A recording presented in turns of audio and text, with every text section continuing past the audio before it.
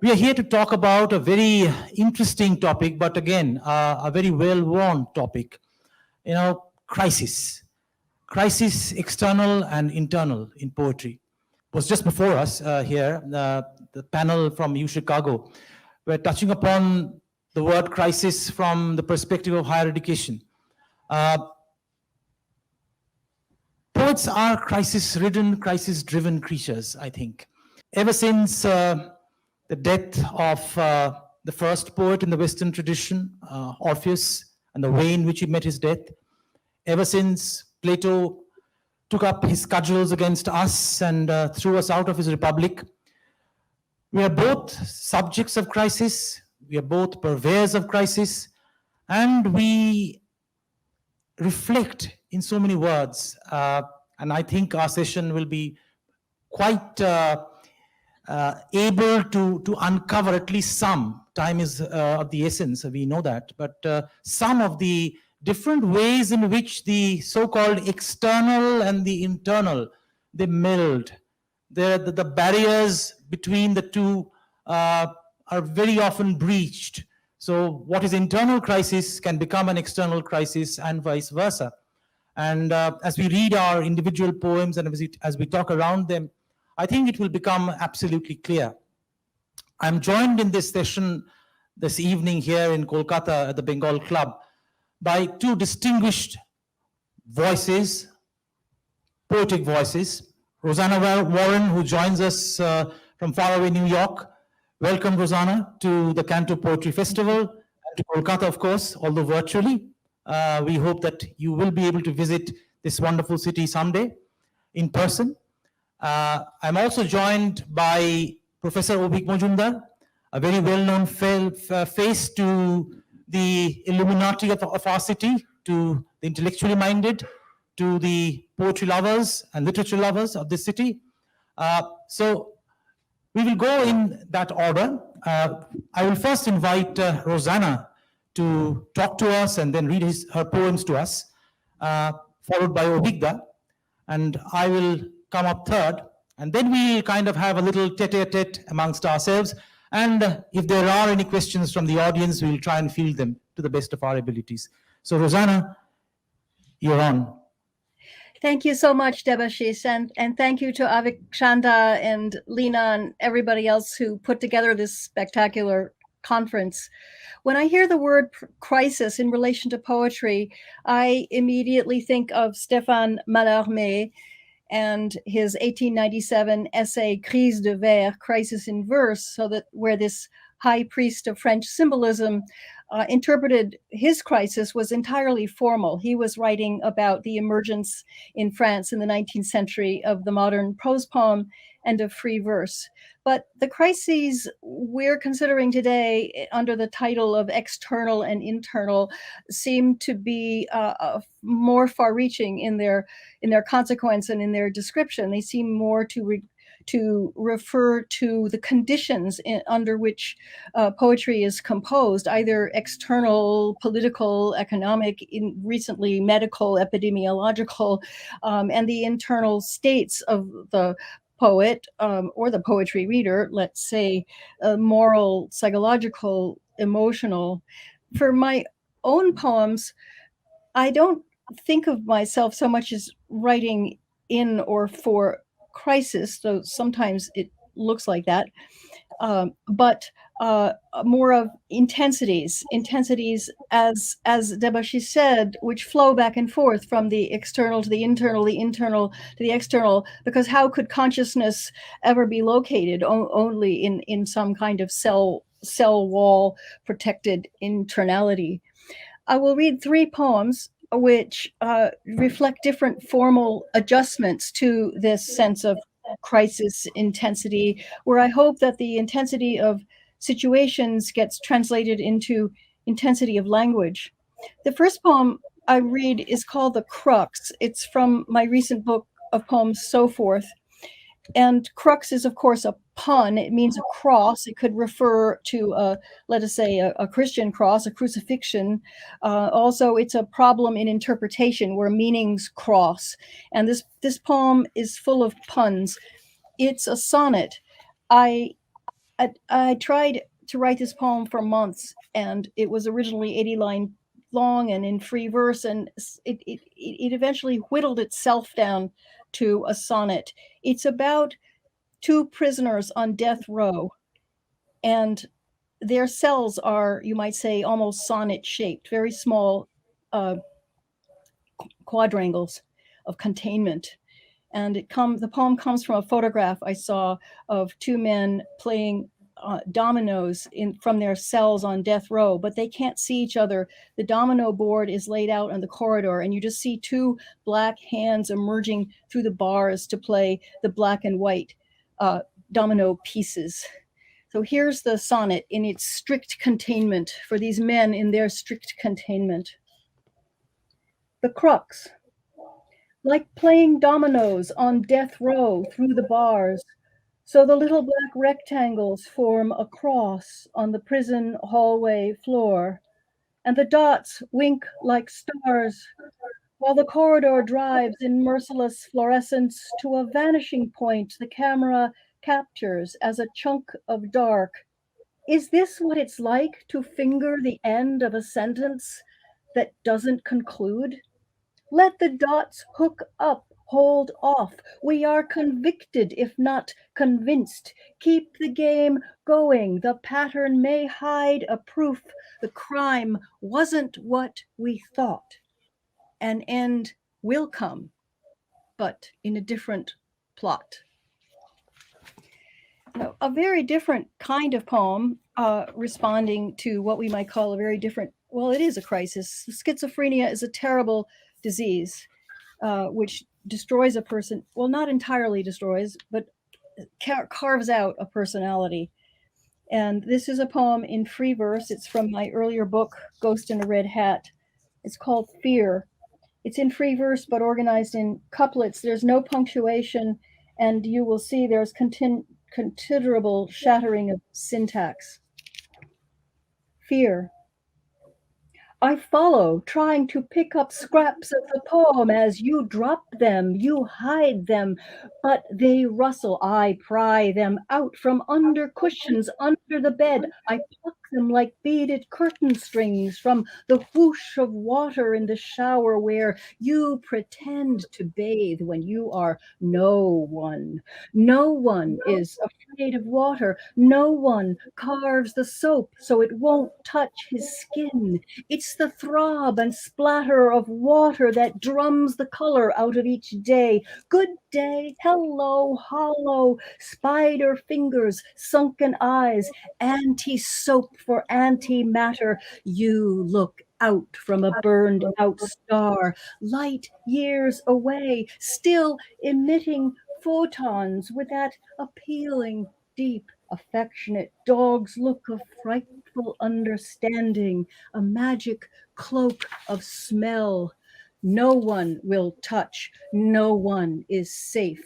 No one plays golf with interstellar swings, so the ball never lands. TV keeps reciting the right spell day and night. The door is sealed shut with masking tape. Daylight strips human skin like acid. As long as the danger lived outside me, I couldn't write. It wants to crawl through the keyhole, slide over the windowsill. It breathes in the shirts hanging in the closet. It rots the cheese. It lives in my breath. It hides in the pages of the palms of Paul Verlaine like a smear of shit. It has signed a contract in ink squeezed from stars. You are the gentlest prayer. You see where the shadow falls across each eye. Of course, of curse, song of all our days. You were empty, so I drew a shrine, and it stayed empty. And I'll conclude with a short poem which emerged from what genuinely felt like a crisis in 2020, the emergence of COVID-19 and the near breakdown of our system of government in the United States. Before the vaccines were developed and we were living in various terrors, I was living in a cabin a very rough cabin in the mountains, and reading Thucydides to try to get some perspective on what was happening. So these are some phrases taken out of Thucydides: the Peloponnesian Wars, the plague in Athens, and the breakdown of political society in Athens. This poem also has no punctuation, and it is even more, the syntax is even more shattered than in Fear. They set about wasting the land. When the plague first broke out among the Athenians, when the plague out of Ethiopia spread into Egypt and Libya, and among the Persians, violent fever, bloody throats and tongues, vomit, blisters, foul breath, genitals, fingers, toes broke off. When the plague, we saw the moon rise. It floated over heaped, unburied corpses. Birds and dogs that ate them died. The moon rose over broken laws of God and man, smashed oracles, frantic mortal orgies.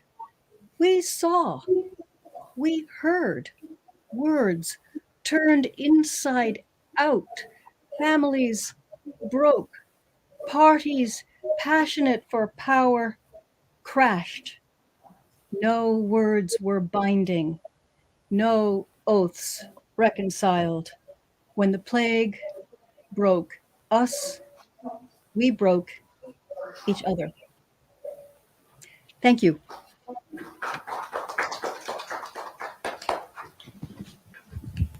Thank you so much, Rosanna. I'll reserve the questions for once we've finished our readings. A lot of questions, some beautiful poetry that you read and shared with us this evening.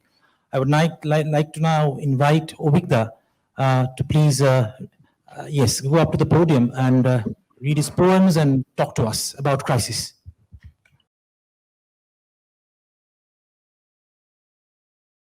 Thank you, Debasish. I'll read out 5 poems from my recently published book, Agune Roab, The Rage of Fire. This is a tiny collection containing only 18 short poems. I must proudly mention that this book is published by Joy Kaveri Publication, the leading name of the duo being the towering poet of our time, Sri Joy Goswami. Before I begin, I would like to add a note. These poems are basically monologues written in simple verse, prose form. I admit that I have an inherent affinity towards writing in regular meter and using strict rhyming schemes. But these poems, with no separate name, only marked by number, surprisingly arrived in this format. I just accepted them. All my 5 poems are translated into English by Professor Ria Banerjee. You can see them on the monitor. Agune Roab 2. এটাকে ভূতের গল্প হিসেবেও পড়তে পারো। একটার পর একটা ন্যাংটো পাহাড় আকাশের দিকে তাকিয়ে সাধু সন্ন্যাসীর মতো বসে আছে, মাথায় শুভ্র কেশ। এই শৈল শহর কুয়াশায় রহস্যময়ী, যেন অবচেতনের উঁকিঝুঁকি। ঘোড়ার পর ঘোড়া উড়ে যাচ্ছে রাস্তা থেকে বিকেলের আকাশে। কেমন আছেন পশুপতিবাবু? কেমন আছেন জয়া দে সরকার, বিশাল ছেত্রী? ভূত মানে অতীত। 1984 সালে এক ধরনের ভূত। জলজ্যান্ত স্মৃতিকে কি ভূত বলা যাবে? সাহেবী পোশাকে মোহনরাজ সুব্বা আর তাঁর অ্যালসেশিয়ান ডিউক ওই হেঁটে যায়। দুজনেই মৃত, ও হলো ছায়া মাত্র। হে পর্বত দেবতা, আমি জানতে চাই কতটা বিভ্রম এই কুয়াশা মণ্ডিত পথে, দৃশ্য গুম্ফা বুনো গাছে, কতটা বিভ্রম ছায়া, কতটা বাস্তব।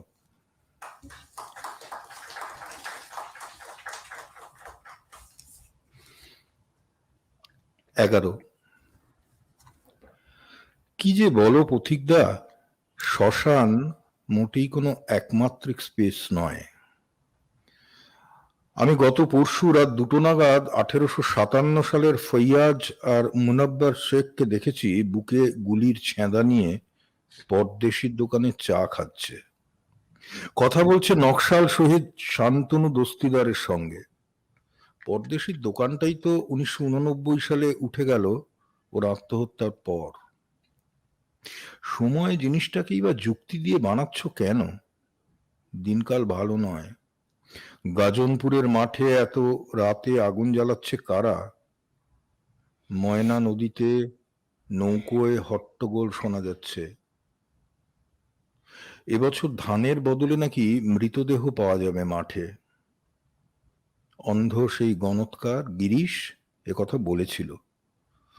আমাদের উপর নজর রাখছে পাগড়ি পরা কয়েকটা মুখ, তারও উপরের ডালে বসে আছেন মহামায়া নন্দী, তীব্রভাবে তাকাচ্ছেন ইলেকট্রিক চুল্লির দিকে। বলেছিলাম না, সবসময় পৌরসভার কাছেও খোঁজ খবর থাকে না। বরং তুমি বলো, যারা পুড়ছে তারা অতীত না ভবিষ্যৎ থেকে এসেছে?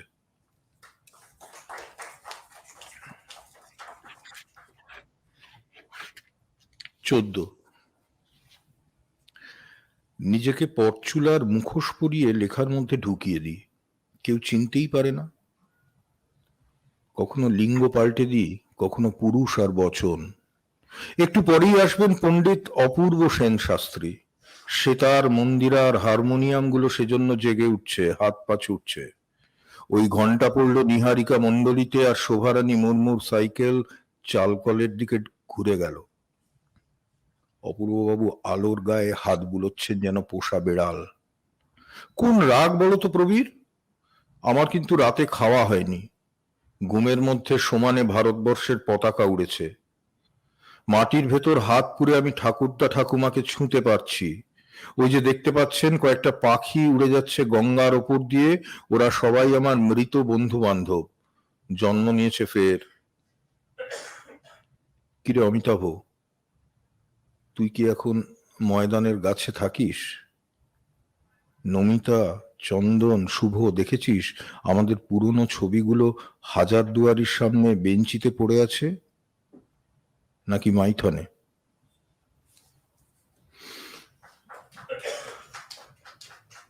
15, 7 দিন হলো আমার প্রেসক্রিপশন খুঁজে পাচ্ছি না।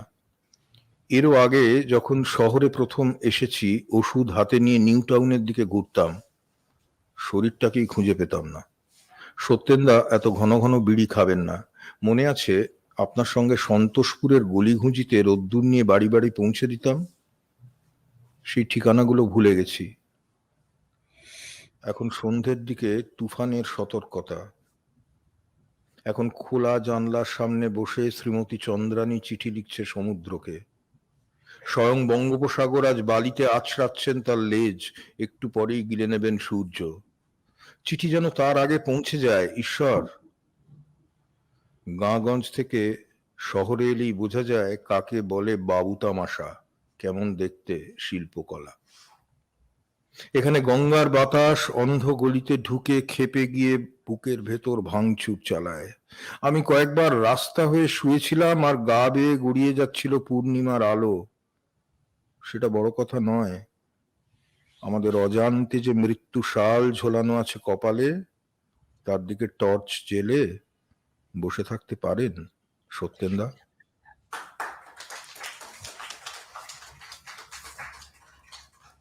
And the last one, 17, cricket মাঠে বুঝলি অনিরুদ্ধ, রাত্রিরে একটা নক্ষত্র কণা পড়েছিল। কোন মাঠটায় বলতো? সমীর ডাক্তারের বাড়ির পাশে, কাঠগুদমের উল্টো দিকে। এখন প্রশ্ন হলো, ওটা কি মহাকাশ থেকে আসা কোনো অক্ষর? উজ্জয়িনী, তুমি কি আজ অফিস যাবে না? সহদেব কাকার ছেলেটাকে দেখতে হাসপাতালে যাচ্ছ তো? কি বললে? ওর পাঁজরের তলায় একটা রক্তপিণ্ড জমাট বেঁধে আছে। নদীর পাশে সুঁড়িখানা, উত্তর দিকে ভাঙা স্কুল বাড়ি, তার পাশে পুকুর। পুকুরের জলে সাঁতার কাটছে ছোট্ট একফালি আকাশ। যা বলছিলাম অনিরুদ্ধ, সৌরজগতের চেহারা আর পরমাণুর ভেতরের চেহারাটা একই রকম। ওই মহাকাশ লোকের দিকে তাকিয়ে এসব কথা ভাবি। অন্ধ বা বধির হয়ে তো জন্মাতে পারতাম, পিঁপড়ে অথবা মাকড়সা হয়ে। রাজু, তুই কি ক্রিকেট মাঠের দিকে যাচ্ছিস? পারলে একটা আয়না নিয়ে যাস। আরশির কাঁচ ফেটে গেলে বুঝবি গ্রহান্তরের মহাজাগতিক কোনো তরঙ্গ ওখানে ক্রিয়াশীল আছে। নমস্কার। Thank you. Thank you so much, Obigda. Again, a whole gamut of interesting ideas as Obigda's poetry has taken us on a journey of spectrality, questioning time, questioning the poet's individual consciousness. And we will come back to all this after we finish our individual readings. Thank you again so much, Obigda. It falls upon me to read some of my poems. The first poem that I want to read is actually 3 rapid fire poems. It's called Monsoon Easels. This is from my book, Poppies in the Post. Monsoon Easels 1. I take the cue from the raindrops today. So it's a little bit of a rainy day, maybe a bit of thunder and lightning in the air. So I begin with this poem. Monsoon Easels 1. Thunder can be an unreliable guide. It often points everywhere. The path of thunder is not a way. It is a desire not to find one. Escape from the maze of the straight road. Monsoon Easels 2. Every house on this street is on fire in this rain. No one braves the rain, and there is no escape from the fire. Everyone is burnt wet. No wonder there is no smoke. Thank you. I'll read this third one as well from this little section. Monsoon Easels 3. Which silence will I choose? Rain and wind tiptoe cautiously across night's chessboard. Moonfolk are getting heavy-winged. Soon it will rain bats and moths. Late coffee makes empty sounds in the cup, round and round like a circus by night. The sleeping cup their hands round the conch shell of their ears and hear the rain like the surge of an ocean in their dreams. Do they have a choice of silence too? Every sound is a memory. Every deaf raindrop remembers. So which silence will I choose tonight? Thank you. The next poem, Onitesh, could we have that first image up here? It's a poem about the last day of the painter Vincent van Gogh's life. It's called A Death in July, Morning Promissory. And of course, it particularly relates to a painting, a very, very famous painting, of course. It's called Wheat Field with Crows. So this is kind of a first-person account of the painter, apparently, on that last day.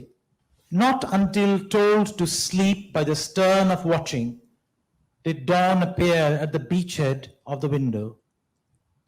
The stars still at pasture had not heard the horn of light calling them to the pens of day. The ruttish road to the wheat ponders the rind and mire of my footfall. In this half-awake quiet, the only outcry is time roaring at the latch, howling through the keyhole, but only adding to the quiet in this room. My veins were loud as a bird last night that had found the dream of wheat in the rain on my hay-gold canvas too much light to sleep in. The hour hoists light outside, and I have to leave with this cureless, counted body for the shouting shadows on the sun's meadow. I am still asleep. And when I rise, no colors shall sun themselves, nor any sultry tear seek the shade denied by the windless cobalt that breathes as it dries above the church. The fields have assumed an army, sweeping into our wounds, and our houses lie startled rooks. I have to go stop them. And the last poem I'll be reading, of course, is from my latest collection, which is called Death of That Light. It's the very first poem in the book. It's about a very unusual Mughal painting of a man who has hanged himself in a courtyard. A very unusual subject dealt in Mughal painting, of course. So my idea was to write 3 poems, triptych around each one of these paintings. It's a very unusual painting, very colorful, but a very desolate scene, actually, and almost a taboo subject in Mughal painting. So that's why I chose it for the book. And I wrote 3 poems around it. One to deal with the actual event of the painting, perhaps the story of the painting, if I could put it that way. The second poem would talk about the perspective of the painter. And the third would be a very modern take on that painting. So I'm reading the first of the 3 poems from the section. It's called Not Yet Dawn. There is about this courtyard tonight a music that has burned my life. Silence. The ash that gathers beneath the hard of breath lamps is the glowworm's last sacrifice of its wings to keep the night from leaving. Dawn must be near. A star in the west melts in the dew like salt, and before my dry eyes, an early peacock that night could not put to bed or love melts in music that is still silence. Dawn would still come. Even the air mocks me as I stand in the middle of this courtyard, rope in hand, trying to string up a chandelier with no light, swinging in a faraway garden that I remember with the tall, dark firs in a fever of lilac. I want to get out of the air, but it is more difficult to get in. From a cold line of poetry I shall never write. My pain will drop like a ripe berry from the tree just yonder. The pitcher of wine that dyed the grains of snow in my heart's winter, but failed to portray morning, shall roll about in laughter on the stones of this courtyard. And it would still be silence. May dawn collect the tinted crystals of my dirty sweat, the pure essence of longing in a single tear of my pomegranate heart. Dear Jalaluddin, mighty emperor, in the din of your great day, a small ripple of news that some Tanha has hanged himself shall stir the petals in a marble urn by your afternoon rest. It shall stir the chameli fallen on the little pond skin by which my beloved daydreams that she is alone. There is still silence in this courtyard, and all this is not written. I go, the dried stalk of a rose that scratched the gap between 2 words on a page in the Quran. It is still not dawn. Thank you. Several, obviously, interesting points came up as we read our poems. And I would want to kind of get back to Rosanna, because Rosanna looked at crisis from a very different perspective. Of course, the internal crisis in the sense of actually some kind of a meta-poetic engagement, the decisions that us poets have to make as to form, as to content, and sometimes these decisions are colored or affected by other realities, personal and maybe more of the world. I mean, you read the COVID poem, of course, the syntax, the gradual disintegration of syntax as you went from poem 1 to poem 3, from the first to the third poem, is itself a kind of a statement about the disintegration of the world around us, our belief systems, because poetry, like everything else, has to stand on something, the terra firma. So when that goes, and a wonderful kind of an epigram that you came to at the end of the COVID poem, that it is not COVID that is actually killing us. It is the sudden realization that we are perhaps most fatal to each other, to ourselves. And it's, you know, it's just a ruse perhaps that it's the virus that is killing us. The greatest virus perhaps is the nadir to which human nature has fallen, where we have gone to. You know, of course, in the Renaissance, we knew about the humanitas, and then again, the divinatus and the feritas. Man can become a god, he can become an animal. You know, it's what he chose to be. What have we chosen to be? What have we come to? So I think, could you talk about the connection between preoccupations, decisions with syntax and poetic forms, and the reality beyond that? Well, that's, of course, an enormous question. I'm interested in your word decision. I think, I suspect that each of you also have the feeling that sometimes you're not exactly writing your own poem, that the poem is writing you in some sense, that there's an interaction. You're ready, you've been prompted by many years. But for instance, Aveek described the poems arriving for him as in the form of prose poems, and he said, I just accepted them. But setting aside the question of decision, it also seems to me a question of translation. And I translate from several languages when I'm doing technical literary translation from ancient Greek or Latin or French or Italian. But I'm talking about translation now in a more metaphysical sense of translating a state of mind or soul which is pre-linguistic into language. And so what you were noticing, Debashish, about the breakdown of syntax in these three poems I read is, yes, very much a product of trying to translate some form of experience of disintegration, whether it's political or psychic, into language, but not into chaos. The language has to find a form that accommodates the pressure of whatever realities are proposing themselves.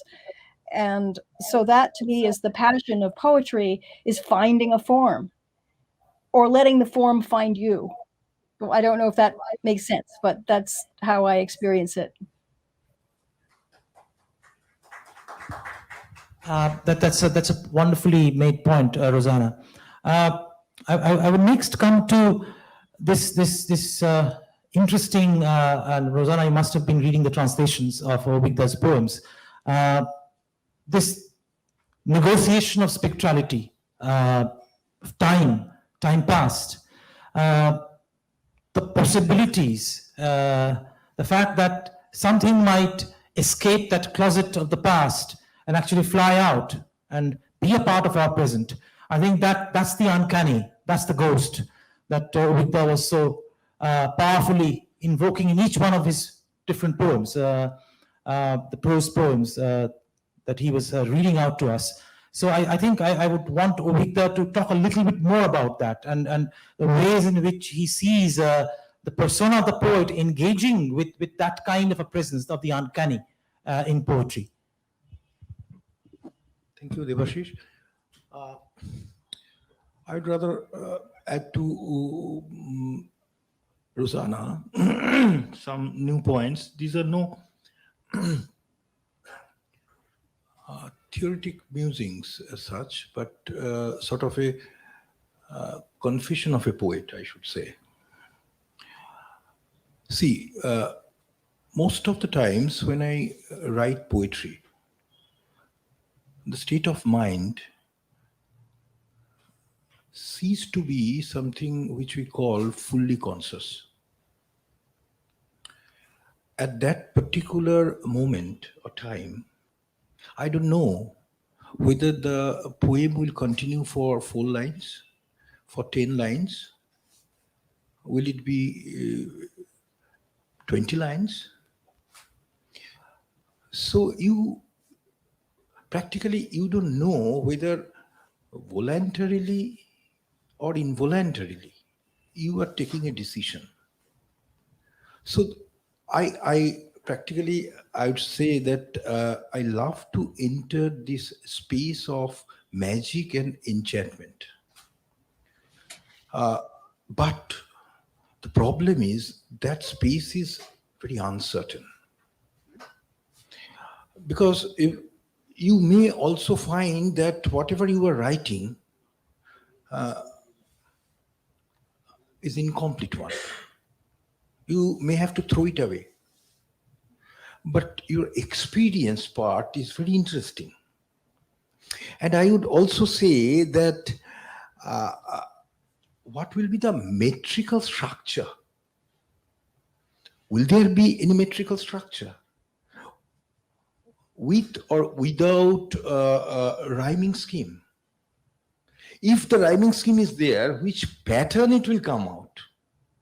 We don't know practically when we start writing. Once Valerie said that the first line you get from heaven and the rest you create or you develop.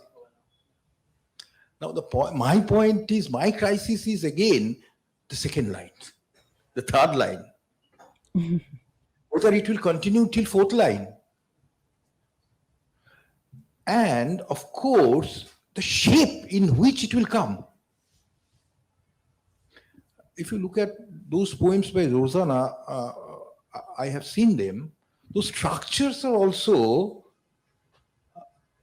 linked to it, the crisis of the poem. You see, I would rather add another thing, that I presume that every poem has a mind and a body. The mind being the content and body epitomizing the structure. Now, one very interesting point, Debasish, that Kuntaka, the great Indian aesthetician, he said in his book, Bhakrakti Jivita, he said, he defined poetry as the togetherness of mutually challenging excellences of word and meaning. Parashpar Spardhita. Togetherness of mutually challenging excellences of word and meaning. On the other hand, in 1927 lecture, Valery, he confirms that fine poetry is a happy combination of sound and sense. He metaphorically imagined a pendulum which oscillates between the form and the content, between the sound and the sense, to strike a symmetry between value and power. Translated version uses that word, between value and power. A fantastic concept. But as a poet, I don't know how to master that skill. And every poem, when I finish it, obviously, I doubt whether the mind of the poem has been able to get or capture the most competent body or not. Now, whether it is the mind which is acting, but not a competent body, this is also very important decision. And thirdly, I should also look at that, what she said, Rosanna, thank you. When you are coming from form to content, say you are writing a villanelle or a sonnet, your stanzas are fixed, your rhyming pattern is more or less fixed. Then my point is, my crisis, it is a bit external crisis. My crisis will be, will my flight of imagination occur in this structured form? How to control the structure, this strict structure with the flight of imagination. And lastly, this is another crisis for me at least. Should we go for a meticulous editing of each and every poem? Editing, this word is interesting for poetry, because when you are editing, you are conscious. But at the time of writing, you are not fully conscious about what is happening. So when you are touching a poetry in a conscious mind, in the name of revision, correcting them, is it possible to correct? And also, other question is also valid, that without editing, will you go for printing? Now, what will be, my point is, what will a poet do? Also, we hear from critics that this poet has failed in this book. What is the meaning of failure? Nobody knows what is the failure of a poet. See, what is the difference between a serious poet and a popular poet? Can there be a mutual area? I don't know. When you were, what is the difference between a good poetry and a bad poetry or worse poetry? I don't know. Practically, it is very difficult for the poet to judge, because neutrally, can you neutrally judge your poem, your own poem? What is your goal of editing?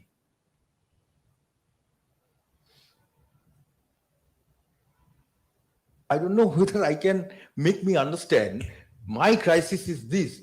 So many crises around. And this crisis practically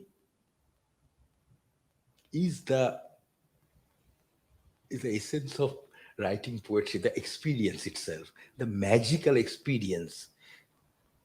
I don't know whether the poem is good or bad. I love to enter that area, because I don't know whether I enjoy. No, I don't enjoy. Practically, it is a fantastic experience. Thank you. Thank you, Aveek. Thank you so much. The bringing together of opposites. I'm just reminded of a line that I keep teaching students in class ad nauseum sometimes. Of course, comes from a very famous poem by Samuel Taylor Coleridge, Kubla Khan. Yes. Sunny pleasure dome with caves of ice. Exactly what he was talking about, bringing the opposites together. Someone knocked the door and the poem gone. Yeah, well, the other half. Yes, the other half. As Coleridge promised, the better half. The better half. So we make do with the worse. Yes. In our classrooms. So the other interesting thing about is this idea I thinking off the top of my head from another very famous poem by Charles Baudelaire about the albatross. The albatross, the bird that wings the seas, the majestic bird. And then again, it is also the bird that is mocked by the mariners because it cannot walk straight on the deck. So it's the poet. It's the poet, It's the practically. poet. So, he flies in those high skies, but he's also someone who can't walk properly on terra firma. So that's the dilemma of the poet. I would like to add another extra round of crisis, which I feel constantly sometimes as a poet from my audience, from my readership sometimes, is this idea that the poet and him being someone who births beauty. Now, beauty, the very definition of the word beauty can be a very difficult one for the poet to live with sometimes, because he is in a world that is full of sordidness, full of every kind of squalor and dirt and dearth and whatever. He is supposed to be on this quest for beauty. Now, the problem is, if he doesn't find beauty, quote unquote, as we see it, I mean, meaning harmony, meaning something that is picturesque, perhaps, something that is pleasant, not complicating anything, not very difficult, then I am afraid poetry loses so much of its force, of its power, its punch, because that definition of beauty, I think, is a huge deterrent to the poet, or it's a kind of shackle you put on the poet, that you are supposed to only show beautiful things. It's like the watch or the clock in several of these European cities where you have the Latin motto, Horus non optimi nisi serenus. I only count the hours that are sublime. What about the other hours? Because most of the hours are not sublime. What about the other hours? So does poetry completely let go of those hours? Does the poet not have to look at those hours or those events or those occurrences, those realities around us? So again, that is, I think, a real crisis sometimes. Because if you write a certain kind of poem, you get people coming back to you and saying that, isn't it your job, is it almost your task, holy task, to depict beauty? Where is the beauty in your poem? And also, I'd also add that beauty, the concept of beauty is also very subjective. The beauty of, say, Sappho, the beauty as we find in Wordsworth, and beauty in Neruda, and in, say, Rabindranath, and in Jivanananda, and also Wallace Stevens. The concept of beauty itself changes with time. Practically, not only time, I would also say according to the positions, maybe. Beauty is a loaded term, and that can differ from one to another. My another point is, look at the reader. Say, we all know, if the readers reject a book of poems, if a critic harshly criticizes that this book is good for nothing, he has written some garbages, say, will the poet change his style accordingly? Is it possible? If they say that his version or perspective about beauty is not acceptable, will he change? Is it possible? Complex questions, Debasish. I don't know how Rosanna will like to react. Well, I think the question of beauty is essential, and also your point, Aveek, about change, because there's no culture that's completely static. A poet, any artist, is constantly reinventing the idea and the form and conventions of what is beauty in that culture.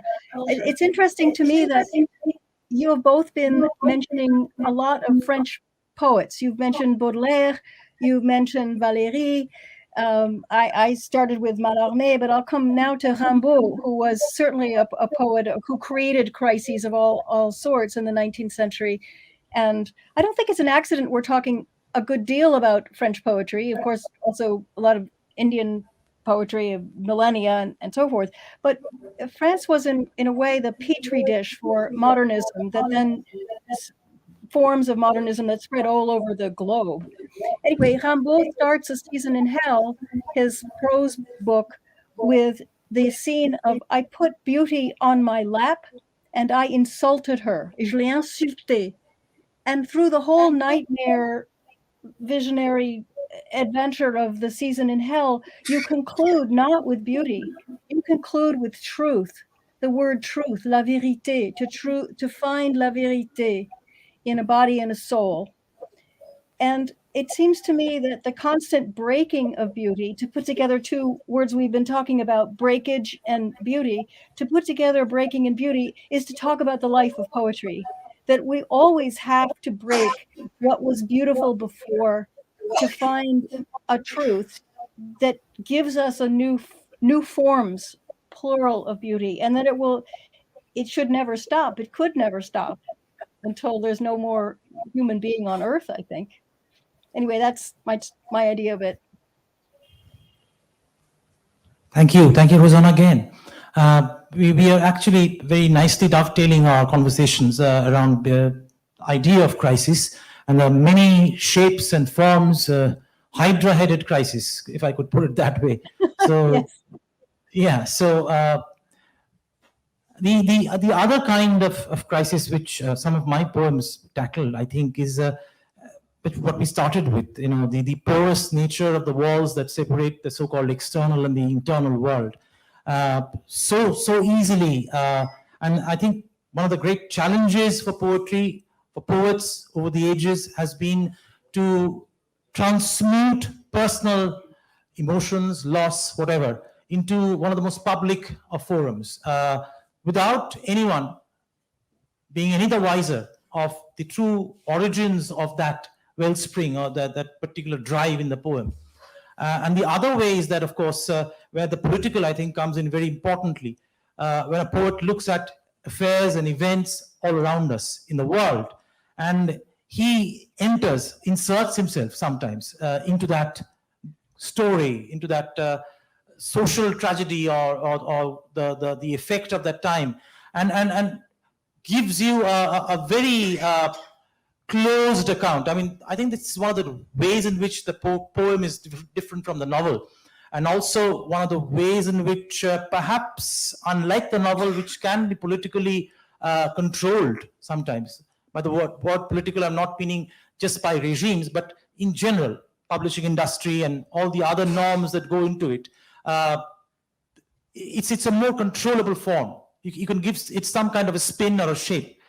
Whereas poetry is a rather more difficult thing to contain. And I think in every age, it's poetry that gives you, especially if you want political status quo, the greatest problems. It's always that, because fiction can be, in a sense, controlled by certain larger historical or you might even commercial forces at play in the world. Whereas poetry can bypass them, can dive under and then suddenly come out like that proverbial dolphin. It can do that. So the poet is obviously, I don't say it's crisis, because crisis also means opportunity for me. Crisis, of course, as I said, decision making, but also risk, definitely, but also opportunity. So the new ways on which we can surprise, in which we can shock, in which we can make people think again differently, and perhaps like once again start feeling, when sometimes feeling is something that you are missing, is, I think, important. I would want quick comments from Aveek and Rosanna on those points, if possible. A narrative writer has a plot, Narrative writer has his characters or her characters. But for a poet, we have no plot. We have nothing. And we are entering an empty space. Thank you. Rosanna. Oh, empty space. Yes. Well, maybe the word freedom, and I'm not sure I would. I'm not sure fiction can be so controlled either. Poets and fiction writers get sent to the gulag or threatened with death. But the word freedom is, I think, defines the life of art, any art. It is that the artist is making forms, not simply conforming to what a dominant society has said must be the case. And in that, to take up your words there, Debashish, risk and opportunity. Yes, if we're really making art, I think we're taking risks and we're trying to define new forms of freedom. And of course, freedom means also responsibilities and finding shapes, finding new boundaries. Yes, you've talked about challenges and challenging between subject matter and language. Yes, that's where we live, in a state of peril, but glorious peril, fantastic peril. Thank you. Thank you so much, Rosanna. Thank you, And, Rosanna. Thank you. That's now we can have a couple of questions from the audience. I mean, this is a general question as such, but when you're talking about crisis, I mean, over the past few decades, we've seen how the rise of globalization, the emergence of a kind of corporatocracy, and a specific kind of consumerism has emerged.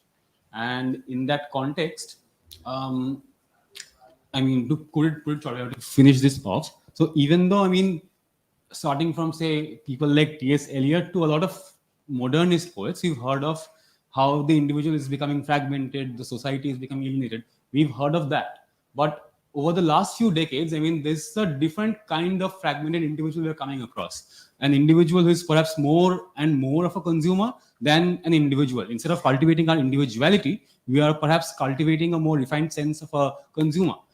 In this sense, how do you think this is being reflected in the emerging poetic practices? And if so, I mean, how do you think this is driving or informing our poetry? I don't know if perhaps a very generic question, but You know, we need another 2 hours to answer. My point is, you see, you were referring to Eliot. So we'll be waiting for another Eliot to come. That is a smart answer, you know. But I should say that poets from different parts of West Bengal, in other states, and globally also, all poets are trying to confront with this situation and look at the shape and content of poetry, which is also changing and which is becoming a mirror of this reality. And in a way, they're protesting from inside. That is the main point. The poets are on. The poets are trying to confront with the reality. And they will, I believe, will continue to confront the reality. Thank you. আমি একটা দুটো মানে অভিজ্ঞতা এবং দেবাশিসদার কথা, even রোজানার সঙ্গেও একটা কথা শেয়ার করার জন্য আমি 2-3টে কবিতার উল্লেখ করছি। আমার ধারণা এটা এই আলোচনাকে খানিকটা সিগনিফাই করছে। রণজিৎ গুহর একটা কবিতায়, রণজিৎ দাসের একটা কবিতায় রণজিৎ দাস এভাবে সম্ভবত শুরু করেছিলেন, আমি শ্রী থেকে বলছি, কবিতা পবিত্র লিপি অপবিত্র হাতে থাকে স্পর্শ করো না। এখানে কবিতার যে পবিত্রতার কথা রণজিৎ দাস বলছেন, তারপর পুরো কবিতাটা সেটা ব্যাখ্যা করতে করতে গেছে। ওটা আসলে আমার মনে হলো যে কথাটা অভিজ্ঞতা বলছিলেন, যে কবি কি লিখতে চাইছেন, কোথায় যেতে চাইছেন। এই যে পিউরিফিকেশনের কথাটা, মূর্তিমতি, সম্ভবত কবিতা মূর্তিমতি কবিতার নাম, সুনীল, কবিতা লেখার কথা আসছে এবং বারবার করে কবি ফিরিয়ে আনছেন একটা পংক্তি ধ্রুবপদের মতো, কি সে লেখে, কবিতা না কবিতা রচনা করে তাকে। মানে আমার ধারণা দুটো কবিতা দুজনকে কমপ্লিমেন্ট করছে। একজন বলছে যে অপবিত্র হাতে তাকে স্পর্শ করো না, আর একজন বলছে আমি তো লিখছি না, কবিতা আমাকে নির্মাণ করছে। আর একটা কবিতার থেকে আমি জাস্ট কয়েকটা লাইন পড়বো, যে কারণে আমি বাংলায় প্রশ্নটা করছি। না হওয়া না হওয়ার গল্প, বীরেন্দ্র চট্টোপাধ্যায়, যেখানে শুরুই হচ্ছে সে চেয়েছিল একটি সত্যিকারের প্রেমের কবিতা লিখতে, তার তো একটাই জীবন। আমি পুরো কবিতাটা পড়ছি না, বড় কবিতা, একদম শেষে কবিতাটা শেষ হচ্ছে এভাবে, এই কি মানুষের জীবন, তার একটি মাত্র প্রেমের কবিতা, কবিতা, তুমি এখন 3 ভুবনের কোন অতরান্ত অপ্রেমের মধ্যে ঘুমিয়ে আছো। ঘুমাও, তুমি ঘুমাও, আর আমি জেগে থাকি আর এক আরম্ভের জন্য। মৃত্যুর মুখোমুখি আমি জেগে থাকি। কবিতা যে প্রেমের কবিতার জন্য একজন কবির জার্নি, সে প্রেম এলো কি এলো না, সেটা এখানে একটা ওপেন এন্ডেড ভাবে শেষ হয়। আমি ব্যাপারটাকে এভাবে শেষ করি, যেটা সৌনকের সঙ্গে মেলে না, খানিকটা হয়তো কোন একটা জায়গায় গিয়ে রেজনেট করে, যে অভিজ্ঞতার কবিতা তো আমি দেখছিলাম যে সময় তার নানাবিধ লেপটে জাপটে পাল্টে যাবা, অস্তিত্বহীনতার কথা আমার বারবার করে মনে হচ্ছিল। তার মধ্যে যে ডিস্টোপিয়াটা আছে, তা জন্ম দিচ্ছে যে সময়টা, তার মধ্যে একটা আইডিওলজির ভাঙন আছে, তার মধ্যে একটা রাজনৈতিক অবক্ষয়, বিশ্বাসভঙ্গ, স্বপ্নভঙ্গের কথা আছে, যেটা একজন কবি, তিনি তো প্রেমের কবিতা লিখতে চান, তা হয়ে ওঠে রাজনৈতিক কবিতা, তা হয়ে ওঠে মৃত্যুর কবিতা, তা আবার জীবনের কবিতা। বিশুদ্ধতার কবিতা কবি লিখতে চান, অথচ সে কবিতা লেখাই হয় না, কবি তাকে লেখেন। মানে আসলে কোন অবক্ষয় কবিকে দিয়ে কি লেখাচ্ছে, কোন অবক্ষয় তার প্রেমের যন্ত্রণার কবিতা লেখাচ্ছে, তা কোনো গণহত্যার সঙ্গে রিলেটেড কিনা, এই জায়গাটা আমার মনে হয় একটা বৃহত্তর সংকটকে এক জায়গায় একটা উপত্যকায় এনে ফেলে। এইটুকুই আমার বলা। জীবনানন্দের একটা লাইন আছে না, যে এত নিশ্চয়তা কে জানিতে পারে, আর নিশ্চয়তা নেই তো কবির সামনে। Thank you, Anitesh. Thank you, Aveekda. Thank you, Rosanna. So we can only promise on behalf of all poets of the world that we shall not go quietly into the night, and that we are at the hot gates every day of the year. Thank you so much. Thank you, Aveek Majumdar, for inviting all of us and making this Canto Poetry Festival possible. Thank you so much.